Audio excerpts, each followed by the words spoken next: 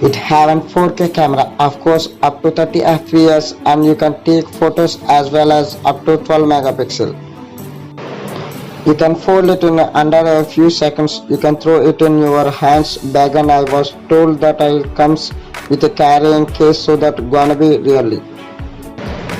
And the controller, if you see on the front, it is very minimalistic. You can see the two joysticks on the top left controller. I think that is the landing button, and the back is a mount for your smartphone. You can fold it outwards, and you can play the drone with your phone, so that you can look at the footage live on your smartphone. And on the top of the controller you can see the button for taking photos and taking videos. And finally, this is launching in February 2020.